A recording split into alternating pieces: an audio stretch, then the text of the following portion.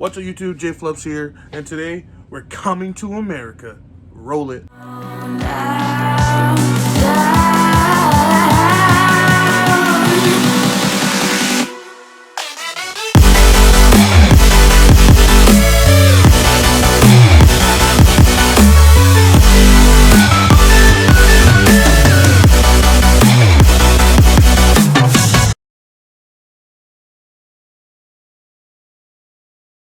I went into this movie completely blind once again, just for the sheer fact that this movie is a classic, and I didn't have any expectations for it. I didn't want to ruin the movie and any of the jokes with watching the trailer.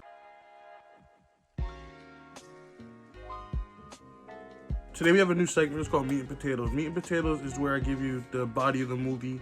I give you a little bit of the backstory, a little bit of the trailer. If you haven't seen Coming to America 1, Coming to America 1 is the story of an African prince having to find his bride. So he comes to Queens, New York, I believe it was, and basically finds an African-American woman. They fall in love. He takes her back to his kingdom in Africa, and they have babies and whatnot, and, you know, happily ever after, right? Coming to America 2 is a completely different story from Coming to America 1. Akeem the Prince this time has to go back to Queens to find his bastard son, because Akeem is too soft of a prince to become king of Zamunda, so he has to find his bastard son so he can take the spot as king and rule over Zamunda. I'm gonna jump right into conclusion because this film wasn't anything special. The movie was hilarious, the movie was funny.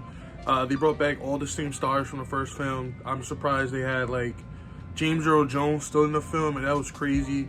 Like, man has to be at least 80 years old. They had Arsenio Hall back in the film. It's rarely ever you see a sequel to like a really big film made over 30 years ago have all the same stars. They had legit all the same stars from the first film, plus more. They had Tracy Morgan added in there, Leslie Jones. Like, it was just like a star-studded cast. They had Tiana Taylor, Wesley Snipes. Like, I guess the directors, they went big. They went all out just to make us laugh. The movie was funny.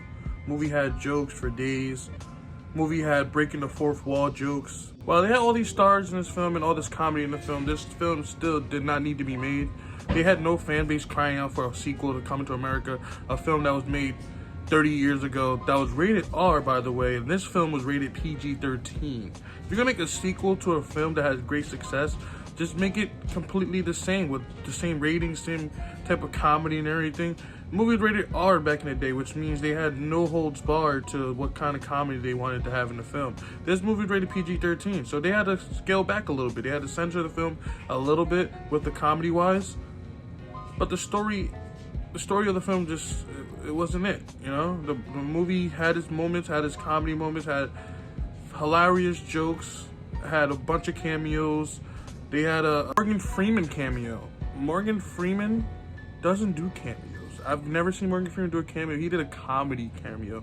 They had a bunch of cameos in this film. I would ultimately rate this film a 5 out of 10, just because it wasn't need to be made, and the nostalgic aspect of the film, but the film deserves a lower rating. But I'm gonna say the cameos and the jokes and all the comedy relief in the film rose the film above the 4s and the 3s of the rating system. It's not Basuda. I won't give it the Basuda treatment.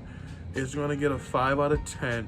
The 5 is a very strong 5 due to the comedy of the film. I'm a comedian at heart, so me and comedy go hand in hand. So if your movie has comedy in it, it's not trash. All right. So with that being said, Jayfluffz here. I'm a dip out. I got a meeting to go to. You know, podcast meeting. You know, we're live every Thursday, 8:00 p.m. Come catch us. It's Friday Super. YouTube, Twitter, TikTok. Jayfluffz out. Peace. Stay fluffy. Don't you want a rematch? Shinobi Leaks.